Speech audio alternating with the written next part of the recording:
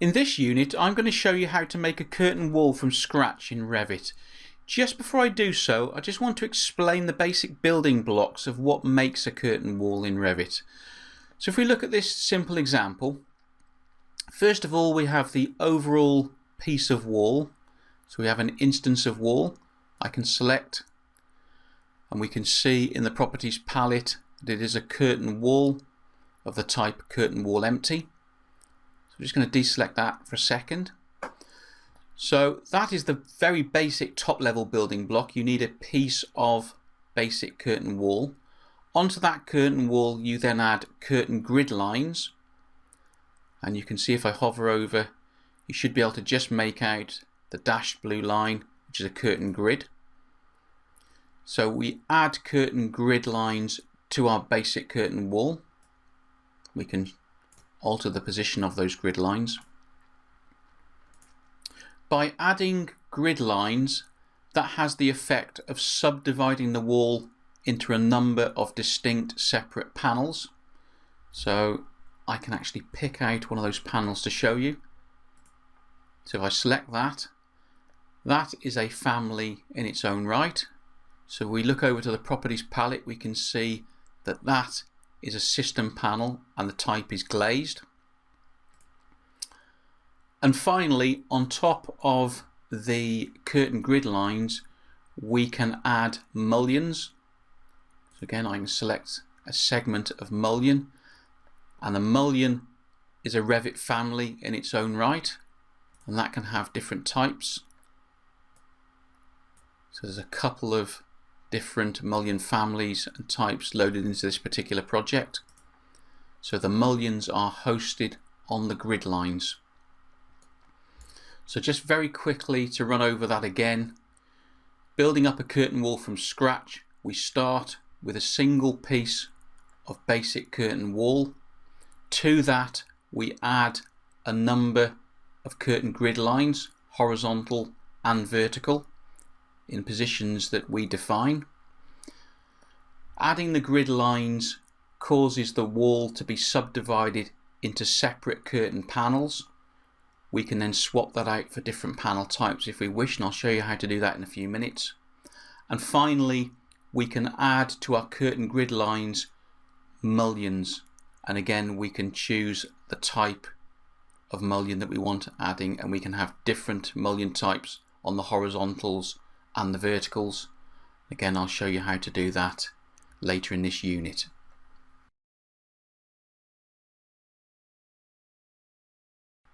Okay, let's build our curtain wall from scratch.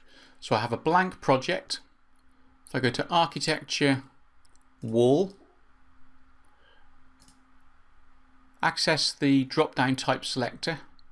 Remember from our unit on walls, we've got different groups: basic wall, curtain wall and stacked walls.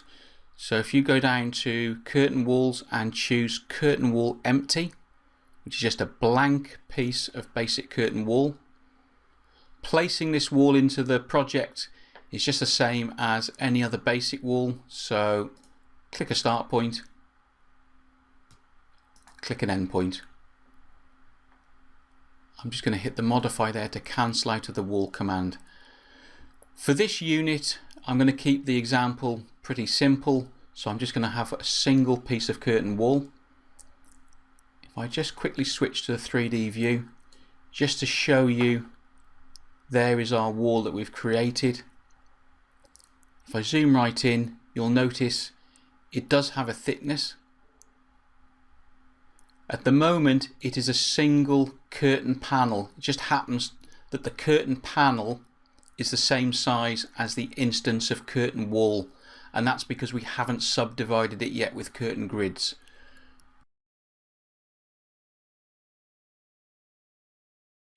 So now we have a basic piece of curtain wall. Let's start subdividing it with curtain grids. So go to the Architecture menu, Build Panel, Curtain Grid. I'm going to hover over the edge of the curtain wall, and you can see Revit is offering me the opportunity to place a curtain grid. And if I hover over the vertical edge, it offers me the opportunity to place a horizontal grid line. So I'm just going to go and place some grid lines at random. So with each click of the mouse, it places a grid line. I'll do some horizontals. And I will hit modify to cancel out of the grid line command. If we zoom in right to this junction here, you can actually see that the curtain grid has subdivided that overall panel into a number of smaller panels. So if I hover over the edge of the wall, you can see that it acts as a complete single instance still. It happens to be a curtain wall.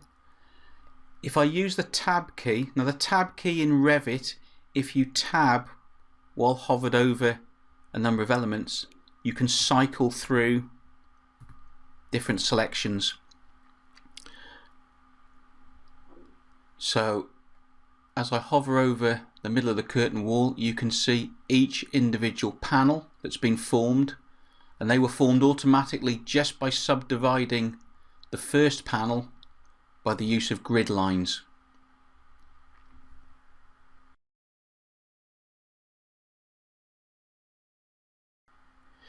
If I select a curtain panel in my curtain wall, just use the tab key to be able to pick one out. Let's select that one. You can actually see that it's a system family. It's called a system panel in this case, and its type is glazed. And there it appears in the type selector. And just like the other families we've looked at, you can edit type, duplicate, give it a different thickness, even give it a different material. We can also load in additional curtain panels from our library, and I'm going to show you how to do that towards the end of this unit.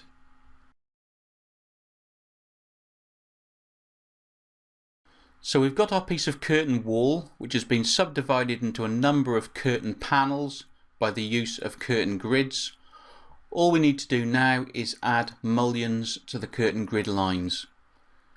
So if I go to Architecture, Mullion, if I look in the type selector, I have a choice of mullion families to choose from.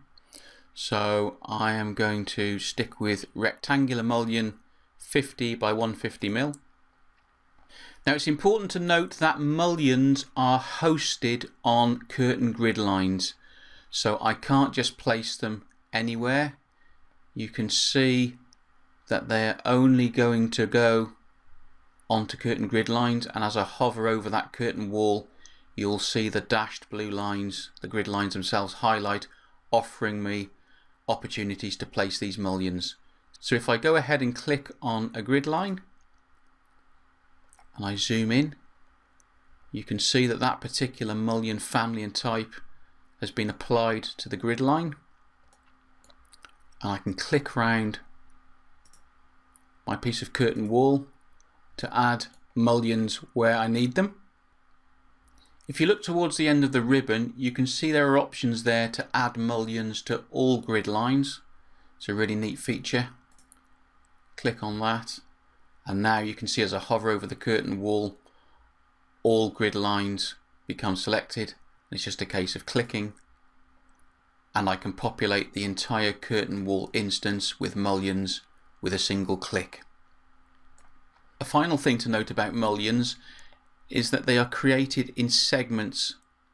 So if I hover over a grid line, you can see the mullion that was placed here is actually made up of mullion segments. So I click on one, I can see its family and type. I can even delete just a segment of mullion.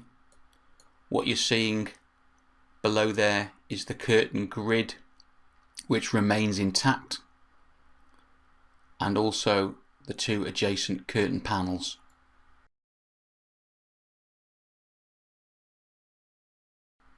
At the moment, our curtain wall is conventionally subdivided horizontally and vertically. But what if we want to do something a bit more creative with this curtain panel, i.e. we want to start combining some of these panels together to form a mosaic? We can do that. First of all, let's get rid of some of these segments of mullion. So if I select a mullion segment, press delete, I want to combine these two curtain panels together to form one big panel in this position. All I need to do is select the grid line itself, so it's the vertical curtain grid line I've got selected. And if I look up at the end of the ribbon menu, we have the option to add and remove segments of the grid line. So I'm going to click on that, and I simply click on the segment of grid line that I want to remove. Now just be careful when you do this, because as you hover over, there is no indication at all given by Revit that it's selecting that segment. You just have to trust that if you hover over it and you click, and now I deselect the grid line, you can see that it has in fact taken out just that segment. So if I hover over, you can see the rest of the grid line remains in place, as do the segments of mullion. However, that particular segment of grid line has been removed, and that has the effect of recombining the two adjacent curtain panels. That behaves as a single panel now, so if I tab through, I can select it. Again, remember I can swap that out for a different panel type if need be. Again, let's do it with this segment here to make an L-shaped panel. Just going to remove that mullion segment first, select the curtain grid line, and then remember it's add and remove segments, and remove the segment in question. So now we've got a single L-shaped curtain panel. Again, tab through till I select it. You can clearly see the curtain panel there. A common question that comes up with Revit is, what if I want to subdivide this panel horizontally? So I just want a cross member here but not on the rest of the panels. What you simply have to do in that instance is to add a curtain grid, then select the grid you've just put in and remove all the segments that you don't want.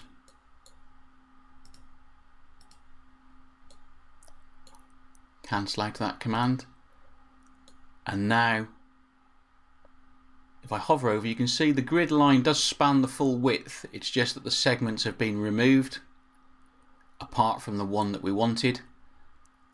So now that has the effect of subdividing that panel into two separate panels, and as there is a segment of grid line there, we can go to our mullion tool and that can actually host a mullion onto it.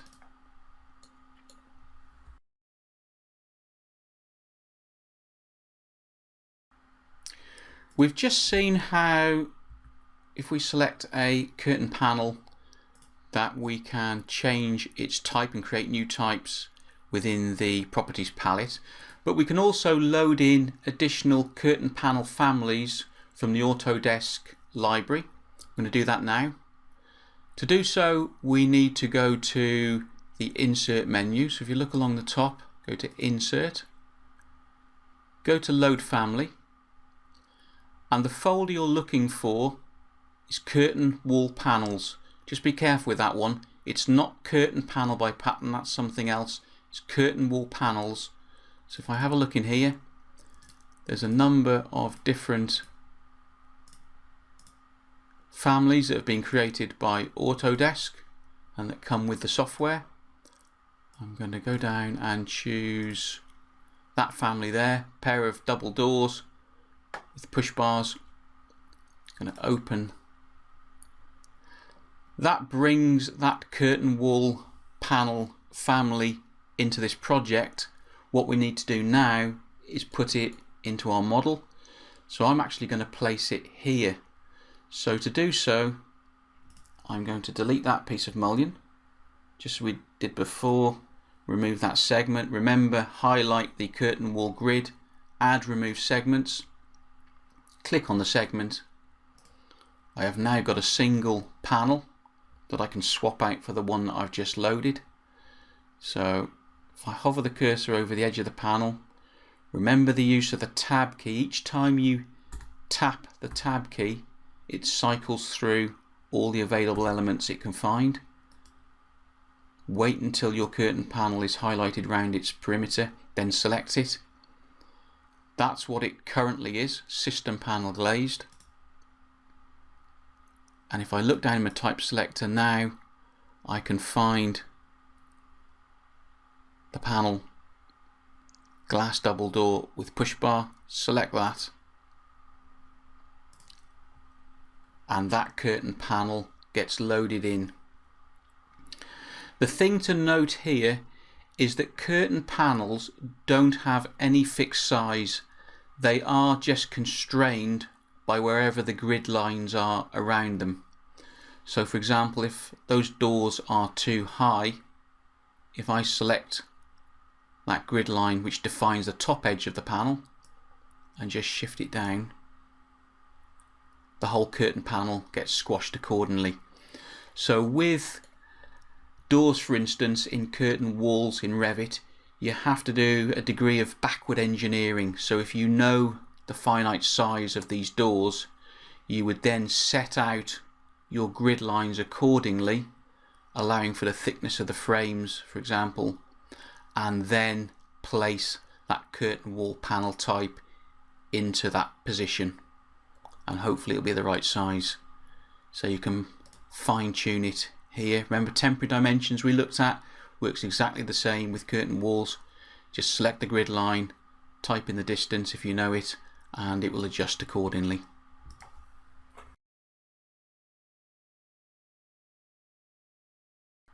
A neat feature of Revit is that you can embed one wall type into another, and curtain walls are no exception. So for this example, I've got a piece of basic wall. Let's go back to a plan view. I'm now going to create a piece of curtain wall that I want embedded into this wall. So remember, wall, we look down till we find the curtain wall group, curtain wall empty. Now I'm going to just draw this new curtain wall on top of the first wall, and just before I do the second click, I'll warn you now that there's going to be an error message saying that the walls overlap. Don't worry about that, we'll talk about that when it happens. Here we go. So got an error message that the walls overlap. What we need to do now is to cut one wall out of the other. So if you look up on the menu, we've got the option to cut geometry. So first select the wall that you want to be cut, which is the main wall, and then select the wall that you want to do the cutting with, which is the curtain wall, and just hover over that carefully until the two end references highlight, and then select, and you'll notice that the curtain wall has now cut itself into the main wall. Let's switch to a 3D view to take a look at that, and there it is embedded. If I select the curtain wall, I can adjust its height.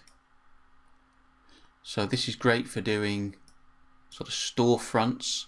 You can even do high level clear story windows, hall windows, things like that.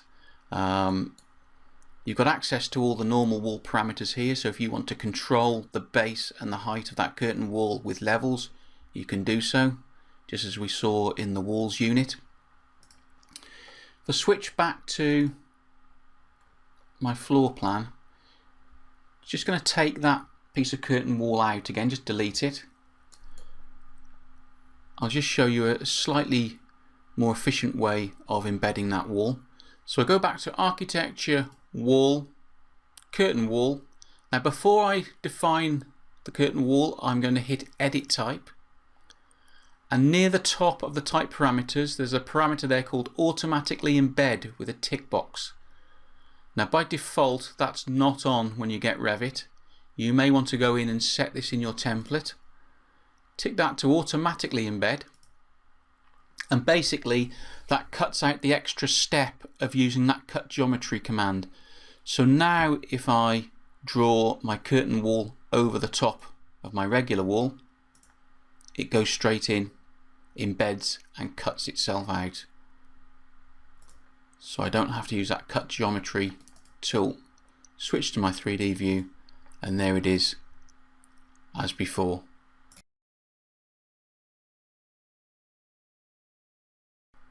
Obviously there will be times when your curtain wall needs to go around a corner, and a common question is how do we do that in Revit? I'm going to show you quickly now how we achieve that. So architecture, wall, curtain wall empty. Just going to do 2 sections of curtain wall. That's all we need just to use that as an example.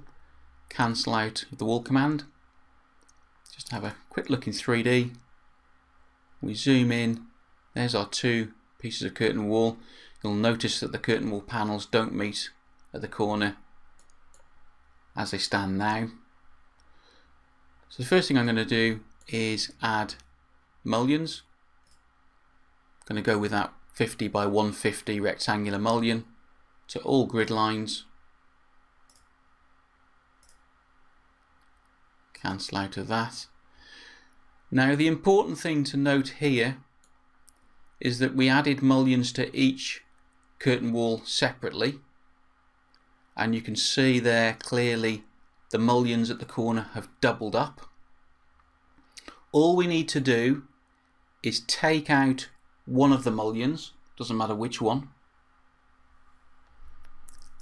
select the other mullion, and what you need to do now is swap that one out for a corner mullion. So we've got various corner mullions, a V corner mullion, quad corner mullion. I'm going to pick that one for now for this example, 150 by 150 quad corner mullion. And you can see that particular mullion family is designed to go round a corner. Let's just select it again. Let's look at an L corner mullion. So we've got that sort of arrangement. Or down at the bottom we've got a V corner mullion. We'll go like that. So the trick with curtain walls that go around corner is to add your mullions in. Make sure you just have one mullion at the corner, be it on one panel or the other, and then swap that mullion out for one that is specifically listed as going round a corner.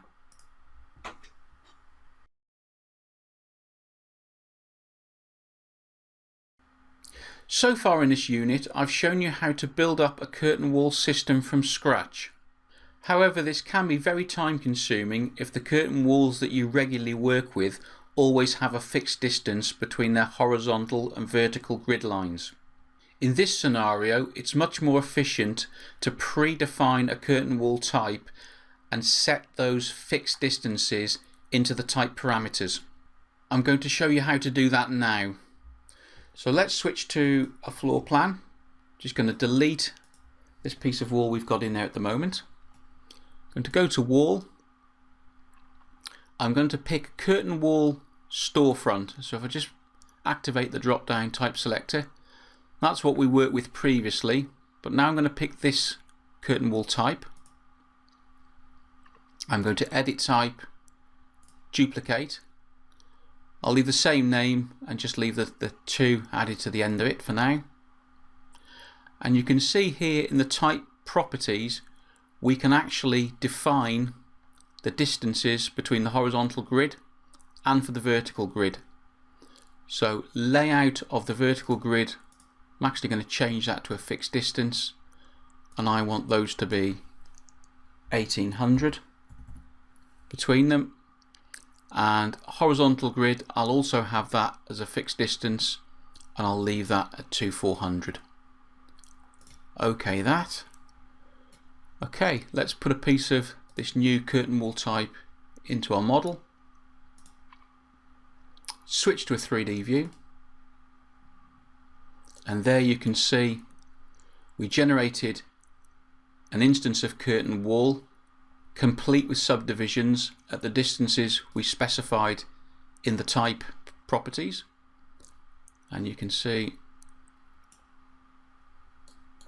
if I increase the height, length of that wall, those subdivisions get created automatically.